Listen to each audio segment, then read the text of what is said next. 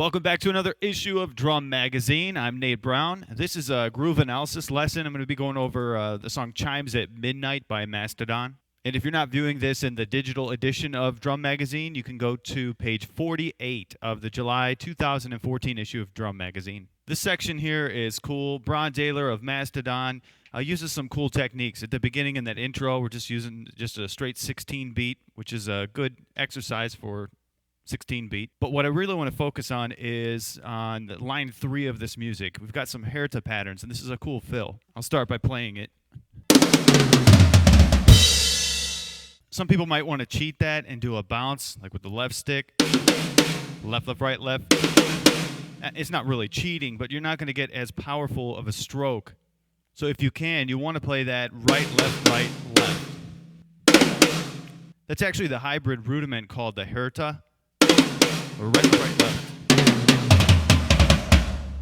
And with these lessons, I like to give you some ideas on how you can take these concepts, change them around a little bit, develop your own drumming style with this. So one idea is just to take the left stick and keep it on the snare drum instead of having both on the high tom and then middle and down.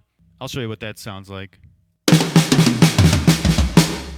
If you don't have the fourth tom, you can just use a 3. Actually, it's written in this music as just a 3. So verse 2 is the high, then low.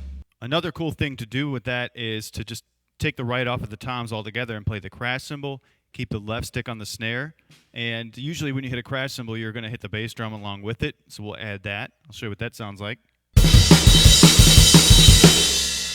And if you have a cymbal that's out of the way, like I have this China cymbal, you can keep the left stick going around the toms as usual and the right stick on the China. And of course you can mix the techniques up, maybe do 2 on the cymbal and then go to the toms. The next pattern I want to go over is on line 4, and this does use that hybrid rudiment, the Herta, but it places it a little differently. I'll play it for you.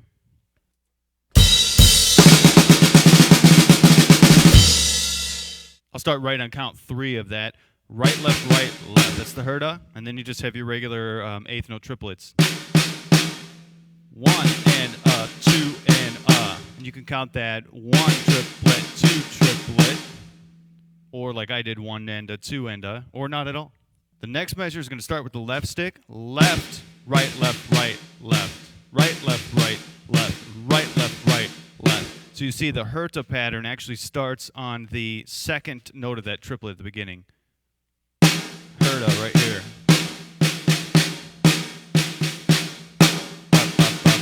And it ends with just 4 in a row. I'll play this slowly, starting at count 3.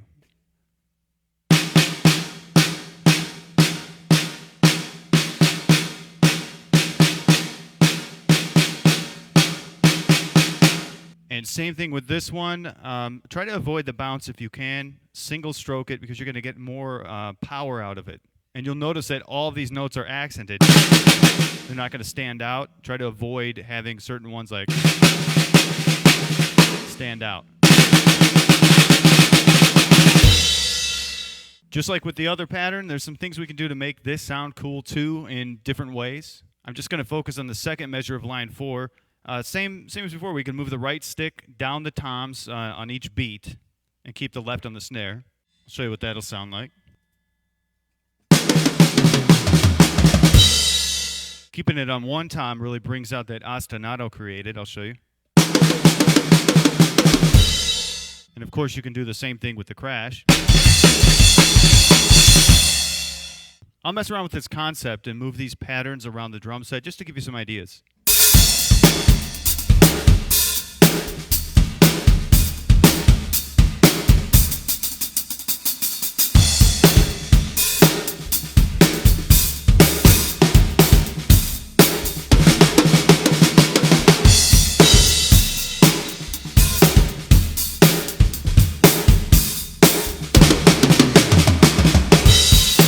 I hope you enjoyed this lesson and have fun goofing around with that Herta pattern. Make sure you check out Mastodon's new album coming out very soon. I'll see you next month in Drum Magazine. Keep drumming.